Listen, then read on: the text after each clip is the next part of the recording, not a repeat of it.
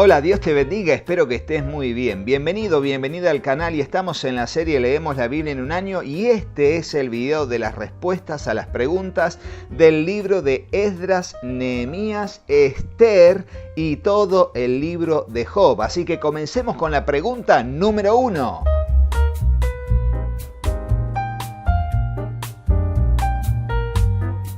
Para comenzar la respuesta a esta pregunta hay que entender esta frase que dice: Dios muchas veces cumple sus medios sobrenaturales por medios naturales. Él cumple su palabra desde el punto de vista de lo que Él no debe hacer sobrenaturalmente a través de medios naturales. En el caso de llevar castigo al pueblo de Israel, usó a Nabucodonosor y en el libro de Jeremías lo llamará mi siervo. Asimismo también otro emperador posterior, 70 años después aproximadamente, será llamado Ciro, también el siervo del Señor, Ciro, el emperador que permitiría que el pueblo volviese a la tierra para reconstruir los muros, la ciudad, el templo, etcétera, etcétera, etcétera. Ahora bien, vamos a entender esto. Dios obra como Él quiere y en el planeta Tierra no hay un hombre justo que haga el bien y nunca peque, dice Eclesiastés.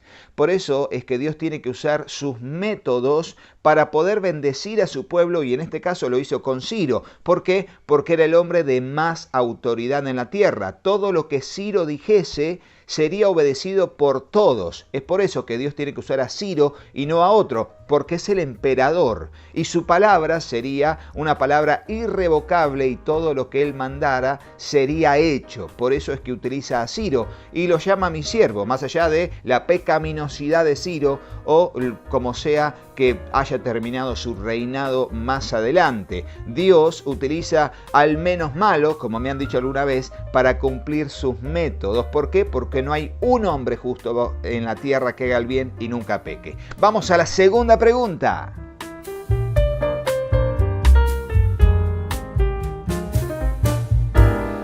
Muy bien, frente a esto tuve bastante disyuntivas. ¿Por qué? Porque a raíz de la lectura de la Biblia en un año estuve investigando bastante acerca de esto, leyendo varias Biblias de estudio y llegué a la conclusión de que la reina que está en Nehemías no es la reina Esther. ¿Por qué? Porque todos los acontecimientos de Esther pasaron aproximadamente unos 25 a 30 años antes del libro de Nehemías. Como para que se ubiquen más o menos, lo primero que sucede cronológicamente en una línea temporal es los capítulos del 1 al 5 de Esdras, donde allí nos muestra el regreso de Zorobabel y el primer grupo de los deportados que regresa. Luego, unos 50 años más tarde, es lo que viene en el relato bíblico de Esdras capítulo 6 en adelante.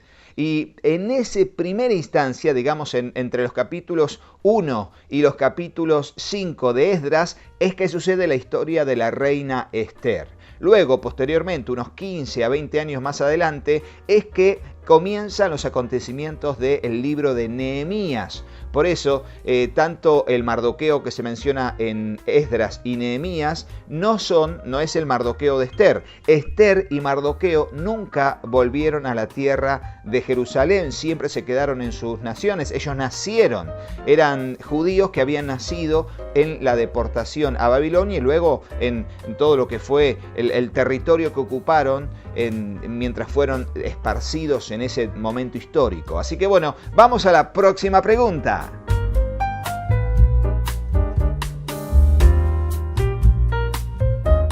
Para contestar esta pregunta es que hicimos un video entero acerca de quiénes son los samaritanos utilizando los materiales cristianos disponibles. Así que te dejo aquí el link para que puedas ir a ese video para ver quiénes eran los samaritanos que estaban en la época de Esdras y Nehemías. Y a partir de allí vamos a tener la respuesta. Así que vamos a la próxima pregunta.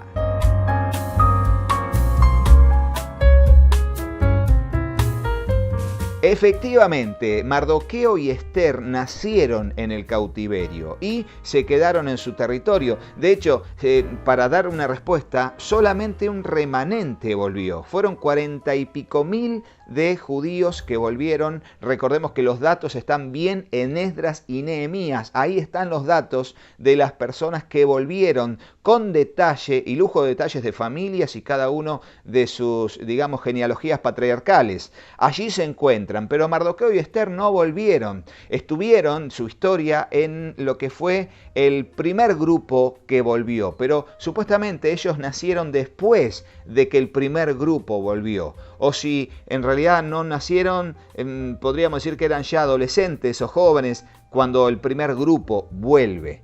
Pero bueno, eso no implica que no sean menos judíos ni que no sean leales a Dios. De hecho, vemos que su historia fue una historia de salvación para el pueblo de Israel que Dios permitió. Así que bueno, los que volvieron fue un remanente que Dios tocó el corazón para que volviesen y reconstruyesen tanto a la ciudad como el templo, y en el libro de Nehemías los muros de la ciudad de Jerusalén. Bueno, vamos a la próxima pregunta.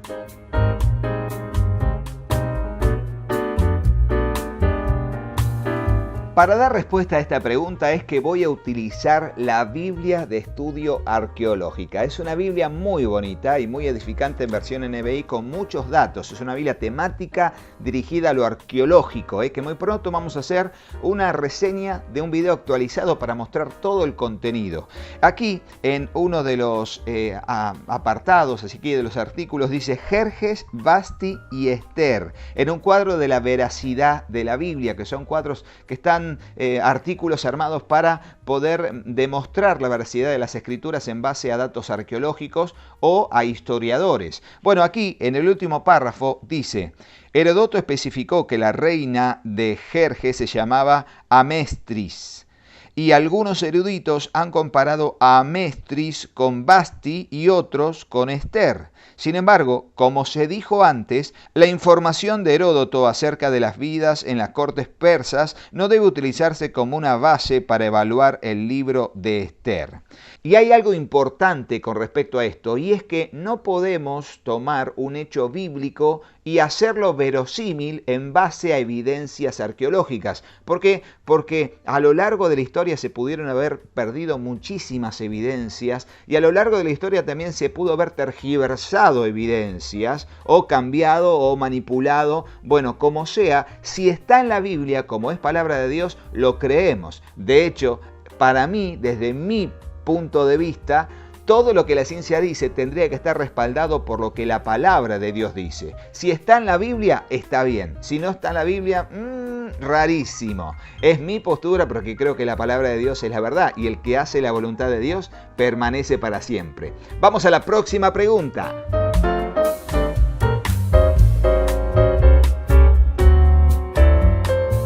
Y este es un pasaje de los más complicados de interpretar. ¿Por qué? Porque en este caso la NTV dice la corte celestial, pero la Reina Valera 60 dice: se presentaron los hijos de Dios, entre los cuales estaba Satanás. Y ahí la gran pregunta, ¿pero que Satanás es un hijo de Dios?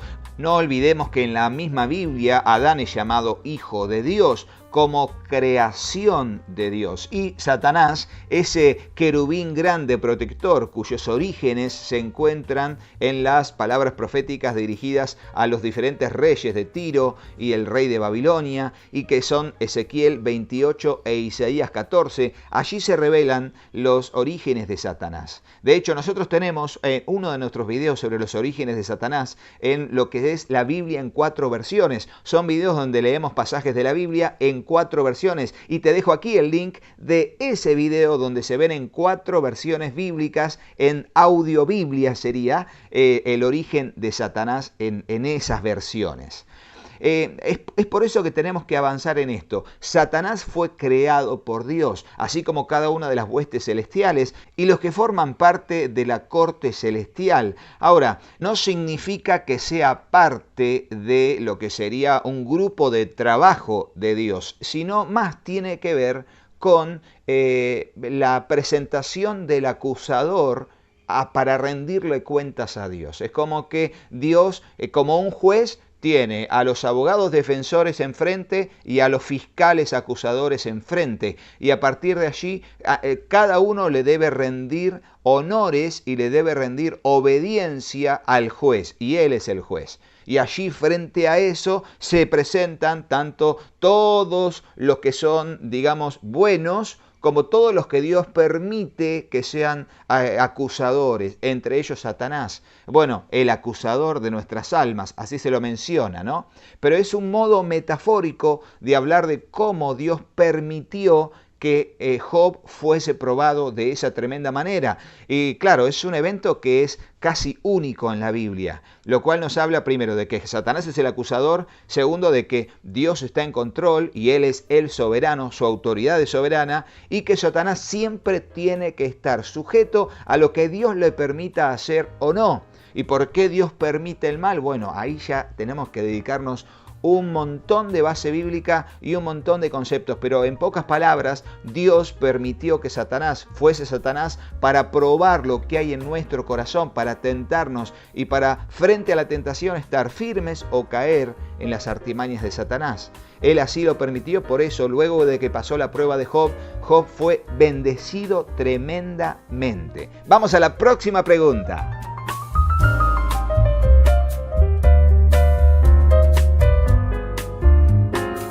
Sí, tanto en el capítulo 3 como en el capítulo 41 de Job se menciona al Leviatán. Hicimos un video exclusivo acerca del Leviatán y también un poco hablamos del Behemoth, que eran dos criaturas de aquel entonces tremendas, tanto marina y terrestre, como el Leviatán, que por ahí estaba más en el agua y un poco en la vida terrestre, y el Behemoth, que en realidad ya estaba sobre la tierra, un animal terrestre, feroz, tremendo, poderoso.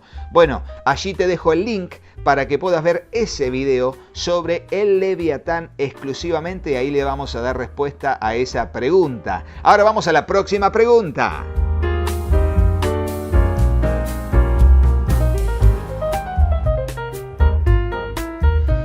El pasaje hace referencia a la pecaminosidad del ser humano y a la realidad de la existencia de ángeles que fueron ángeles caídos, ángeles desobedientes a la voluntad de Dios. Se ve que había conciencia en ese momento de la realidad, primero de la pecaminosidad del hombre, que era muy obvio, pero también la pecaminosidad de los que son llamados los ángeles desobedientes, los ángeles caídos, los ángeles que fueron arrastrados por esa cola del dragón, que algunos lo atribuyen a lo que fue Satanás, llevándose a la tercera parte de los ángeles que quisieron acompañarlo a él, seguirlo en la rebelión en el cielo para ser igual a Dios y destronar a Dios. Son todas, digamos, aplicaciones desde lo que son las teorías de interpretación de pasajes bíblicos. Simplemente aquí se está rememorando primero que si Dios no confía en los seres humanos porque son pecadores, y tampoco a sus ángeles, pero ¿a quiénes? No los ángeles que están con él, que son buenos, sino aquellos que demostraron ser infieles.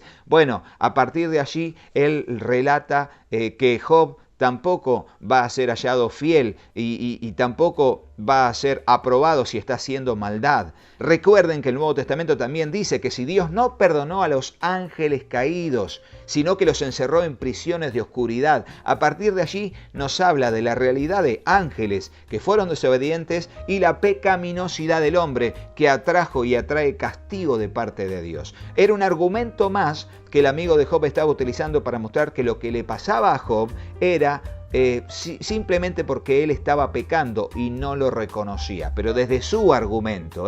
Por eso Job se defiende constantemente y siempre implica dentro de su argumento el presentarse delante de Dios porque él juzgaría su causa, pero claro, desde su perspectiva también. Vamos a la próxima pregunta. Sacrificios y oraciones por los hijos. En sí, en ese tiempo se practicaban los sacrificios. Recordemos que estamos ubicados en la época de los patriarcas, entre Noé y Abraham. Allí, por los años que vivió Job, sus amigos, uno puede interpretar primero esto, que uno puede orar por todos. Uno puede orar por nuestros hijos, podemos orar por amigos, interceder por otros, y eso es efectivo, es realmente efectivo. Ahora, el tema de los sacrificios tenía que ver con intentar hacer de sacerdote del hogar, así como habían sacrificios por los pecados del pueblo, ¿se entiende? Entonces, los pecados del pueblo eran cometidos, venían, ofrecían sus ofrendas, y los sacerdotes, en la ley de Moisés, oficiaban de intercesores entre el pueblo y Dios, y a partir de allí presentaban las ofrendas en expiación por el pecado del pueblo. O sea que de alguna manera tanto el sacrificio como la intercesión y la oración eran un método disponible en aquel entonces para lograr expiar, cubrir, disminuir la culpa de pecados cometidos conscientemente o inconscientemente en cuanto al conocimiento de lo que es efectivamente algo que es pecado, y allí se intentaba expiar el pecado. Si era efectivo o no, en aquel momento se permitía y se creía de esa manera. Ahora, hoy en día te diría que orar sí, pero hacer sacrificios por otros no cuenta en la presencia del Señor, donde Él conoce cada corazón.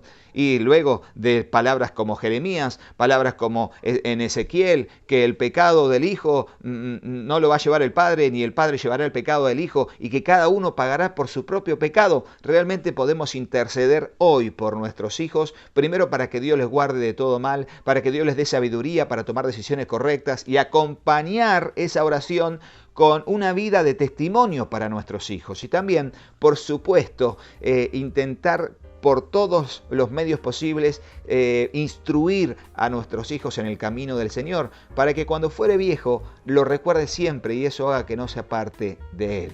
Por lo menos es nuestro desafío como padres. Y en eso es muy ponderable la actitud de Job, aunque algunos puedan notarlo como que fue muy religioso, pero yo te diría que fue un hombre piadoso más que religioso, que hacía lo que mejor le parecía. Y creo que al final de su libro, al final de su historia, creo que comprendió mucho más de qué se trataba la relación con Dios. Vamos a la próxima pregunta.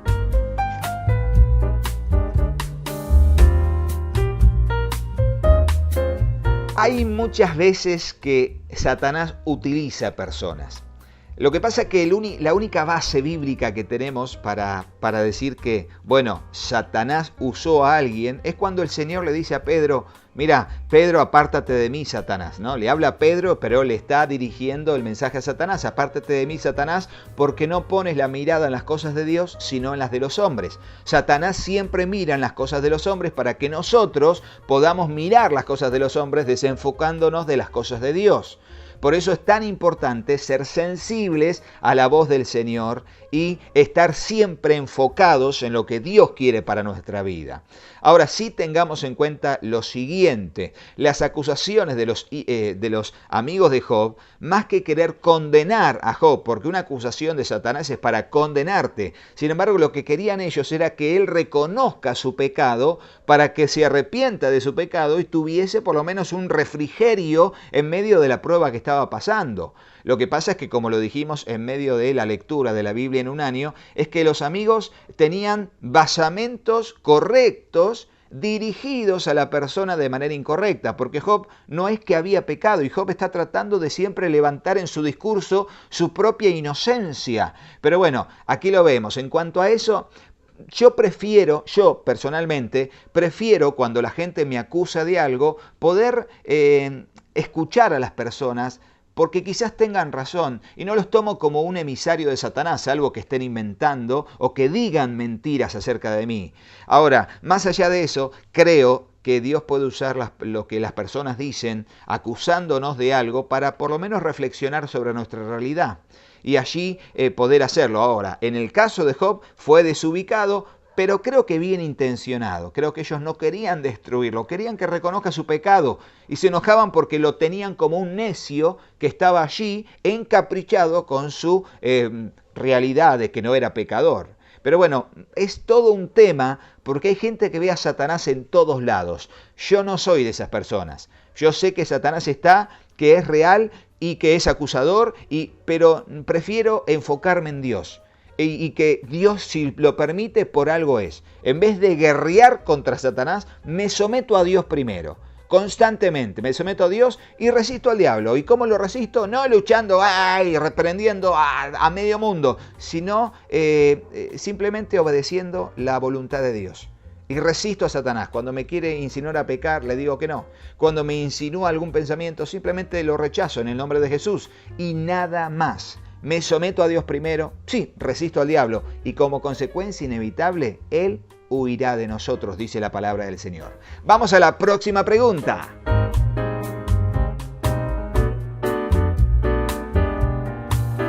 Bueno, para la respuesta a esta pregunta hay que tener en cuenta el contexto general de lo que son el propósito de las pruebas en nuestra vida, que realmente es muy amplio, es muy amplio. Ahora, lo que sí hay que entender es que Bildad estaba diciendo aquí lo que él pensaba que era lo correcto. En el versículo 17 del capítulo 5 dice que tenemos que encontrarnos dichosos por estar siendo disciplinados por el Señor. ¿Por qué? Porque la disciplina del Señor siempre es productiva. O sea, siempre que Dios llama nuestra atención al arrepentimiento, al perdón, a la restauración, al cambio de actitud, lo hace a través de un momento de disciplina, una prueba que Él permite en nuestra vida para llamar nuestra atención. Por eso Él dice esa expresión de que tenemos que estar, contentos, dichosos cuando Él nos disciplina. Pero también eso lo dice en el Nuevo Testamento en un montón de lugares. Primera de Pedro capítulo 1, Santiago, Romanos capítulo 5. O sea, la prueba que Dios permite en nuestra vida es para generar cosas, es productiva, produce. Y así también hay que tener en cuenta lo que dice el libro de Hebreos, que Dios, como un padre ama a su hijo, también lo disciplina. Y de hecho, la persecución que vivía la iglesia en ese tiempo, el autor de Hebreos lo que hace es nombrarlo como un tiempo de disciplina de parte del Señor. Y así es como nosotros tenemos que tomarlos también, totalmente. Ahora les vuelvo a decir, no se entiende el concepto en sí mismo, pero no se entiende cuando quieren aplicarlo a la vida de Job. Hay como una paradoja allí, porque Job por su vida tendría que haber recibido, como estaba recibiendo, tremendas bendiciones. Sin embargo, él estaba pasando por una tremenda prueba muy negativa y muy dolorosa. Bueno, ahí está en la Biblia, para poder trazarnos un camino diferente acerca de los axiomas que en ese momento habían, que era: Dios bendice al que hace lo bueno y siempre le sale bien, y al que hace lo malo siempre todo le sale mal. Bueno, no es tan así. ¿Y por qué? Porque Dios lo permite así de alguna manera, y por alguna razón Dios lo permite así. Aún al que hace lo bueno, por supuesto, Dios lo bendice, pero también puede permitir pruebas, y tremendas pruebas, como fue la de la vida de Job. Vamos a la próxima pregunta.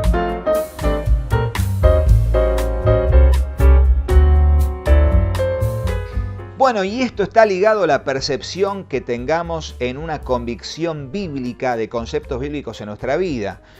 Por supuesto que uno puede darse cuenta cuando algo es por consecuencia de un pecado que cometemos. Por sentido común, uno sabe que lo que uno siembra cosecha. Entonces, cuando uno miente, la gente termina diciendo: este es un estafador, y desconfía, le caen denuncias, y no podemos decir: bueno, al final Dios me está probando. No, es la consecuencia de tu pecado y mi pecado. O sea, no podemos engañar a Dios. Todo lo que el hombre sembrare, eso también segará.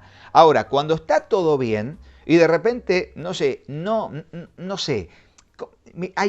es un tema muy delicado esto, realmente es un tema muy delicado. ¿Por qué? Porque yo personalmente creo que, por ejemplo, tenés sobrepeso, estás muy mal, te alimentás re mal, comés cualquier cosa y de repente tenés un problema en tu cuerpo por tu mal cuidado, porque no cuidaste bien, no te alimentaste bien, no haces actividad física. Es como muy común que te iba a pasar eso, así como el que fuma y termina teniendo cáncer de pulmón, o el que toma demasiado y de tanto tomar alcohol termina teniendo una enfermedad a causa del alcohol que lo mata. Bueno, es más o menos por ahí. Es como el que de repente, no sé, Dios le da dinero para poder ejercer algunas compras, algunas inversiones sanas y malgasta el dinero. Y después está pasando por una prueba económica y dice, Dios, ¿por qué lo permitís? Y no tiene nada que ver. La consecuencia fue de tu decisión necia. Bueno, yo creo mucho en ese aspecto. Por eso les digo y les decía antes que no miro tanto a Satanás o no veo tanto como una prueba que Dios permite, sino que nos da sabiduría para vivir la vida conforme a la voluntad de Dios y tomar decisiones correctas en el paso a paso, en el día a día. Y bueno, todo lo que suceda adverso, que no tiene nada que ver con nuestras decisiones y con nuestra culpa, es lo que yo considero que es una prueba. Por ejemplo, lo que le pasó a Job. No hizo nada, seguramente hizo una casa muy firme para sus hijos, sin embargo vino un viento y los mató a todos, porque se vino bajo el techo y los mató, los aplastó. Él no hizo nada para generarse enemigos, sin embargo se les ocurrió a los enemigos venir y robarles todo el ganado que tenía y matar a todos los siervos. No hizo nada él para eso. Bueno, es una prueba que Dios permite. Una enfermedad que vos te cuidás, estás bien, estás sano, pero Dios permite que aparezca una enfermedad para probar tu fe, tu dependencia del Señor. ¿Es posible? Sí, es posible. Por eso hay que ver cada caso para no caer en el error de los amigos de Job y juzgar algo antes de tiempo, decirte Dios te está probando o esto es consecuencia de tu pecado o lo que sea. No, hay que tener muchísimo cuidado. Yo soy más de hacer silencio, escuchar y orar, más que andar hablando de por qué le pasa esto a la gente. Hay que tener muchísimo cuidado y te dejo el mismo desafío a vos. Vamos allá a las últimas preguntas.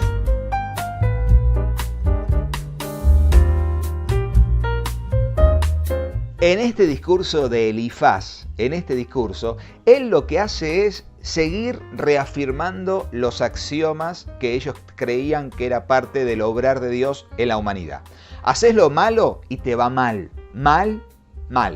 Haces lo bueno y te va bien, pero muy bien, excelente te va. Por eso dice aquí que si haces lo bueno, seguramente te va a ir bien. Ahora, esto se repite en la Biblia en un montón de lados. En Jeremías, el Salmo 1, otros salmos, o sea, que todo, en el libro de Josué capítulo 1, serás prosperado en todas las cosas que emprendas, te irá bien. En tercera de Juan, amado, deseo que seas prosperado en todas las cosas y que tengas salud, así como prospera tu alma. Y ni que hablar tantos pasajes que hablan de fructificar, de crecer, de avanzar y que te vaya bien en todo, que realmente prosperes en todo lo que hagas. ¿Es un axioma bíblico? Sí. Ahora, ¿era aplicable a Job?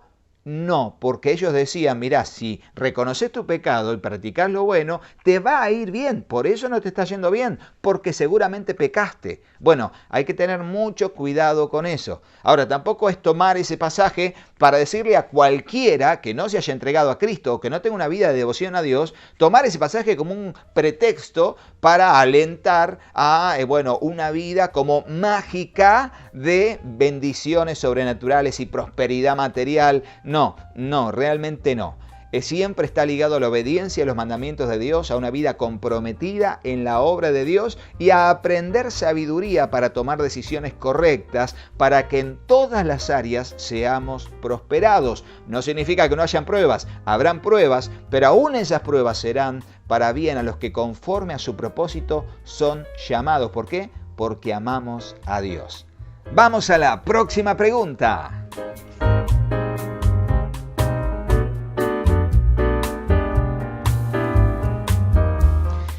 Y claro, en este momento, frente a esa realidad de que Dios está por encima de todo para que los malvados no reinen, y vos decís, pero Rodo, tenemos un montón de gobernantes impíos. Muchos, de hecho, gobiernos mundiales que han sido orientados por el humanismo y hasta gobiernos locales, pero muy poderosos, que hasta fueron ateos, no creyentes en Dios. Ahora, recordemos que esto no es un axioma bíblico aplicable a, todos los tiempos, sino que fueron las palabras de Eliú, este joven, y está diciendo que la autoridad máxima que hay sobre todos es Dios. No tiene que ver específicamente específicamente con el gobierno de personas a lo largo de la historia o de diferentes lugares, porque de hecho lo vemos que hay malvados que reinan, y de hecho no olvidemos que previo a esto había estado el diluvio y Dios los había matado a todos a causa de la tremenda obstinación a la maldad que tenía el ser humano.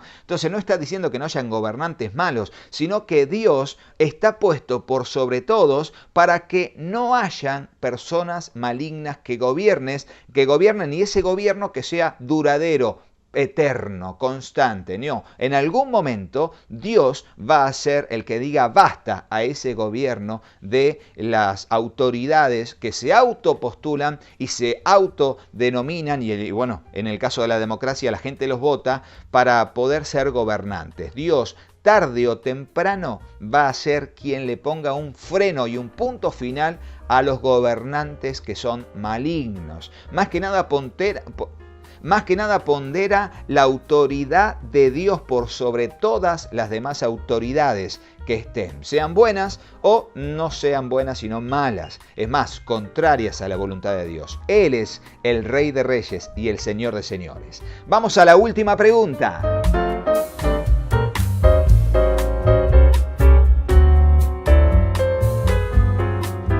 Y con respecto a esta respuesta tenemos simplemente un acto de deducción. ¿Por qué? Porque según los comentaristas dicen de que Job a esta altura junto con sus amigos tenían alrededor de 70 años. ¿Por qué? Porque Dios le dio el doble de lo que él tenía. Por ejemplo, si tenía 7.000, le dio 14.000. Entonces, si tenía 70 años hasta ese momento, Job, Dios le dio 2 veces más lo que tenía. Por eso dice en el último versículo que vivió Job 140 años después de esta tremenda prueba. Por lo cual, si fue el doble, él tenía en ese momento 70 años. Y más allá de que en realidad también se mencionan, cuando Eliú aparece y habla de ellos que eran ancianos, tanto de Job como sus amigos que eran ancianos, bueno, allí podemos ver que aún también con la cantidad de hijos. Vos no tenés 10 hijos a los 30 años. O sea, y más en aquella época donde había un tiempo entre hijo e hijo que se iba teniendo con la misma esposa. Así que imagínate, mínimamente Job tenía aproximadamente 70 años y yo estoy de acuerdo con eso. Y Dios cuando lo bendijo le dio el doble de lo que ya tenía. O bueno, en este caso no es que se lo había sacado como en lo anterior. Así que le dio el doble, le dio 140 años más. Por ende, tenía aproximadamente 70 años, tanto él como los amigos, y él, Job, vivió 140 años más, o sea que murió a los aproximadamente entre 200 y 210 años. Tremenda la historia de Job, y hasta aquí el video de las respuestas a las preguntas de estos libros. Sigamos porque mañana continuamos leyendo la Biblia en un año en cada uno de los videos, comenzando con los primeros capítulos del libro de Salmos. Espero que te haya bendecido este video, pero no te vayas de acá sin hacerle caso a mis hijos. Hola, yo soy Katy. Si te gustó el video, ponele me gusta. Y dejales un comentario. Hola, yo soy Juanpi y acordate, suscríbete al canal y activa la campanita. Y acordate de compartirlo con tus amigos. Así que hasta el próximo video. ¡Chao, chao! ¡Que Dios los bendiga! muchísimo! ¡Chao! ¡Chao, chao!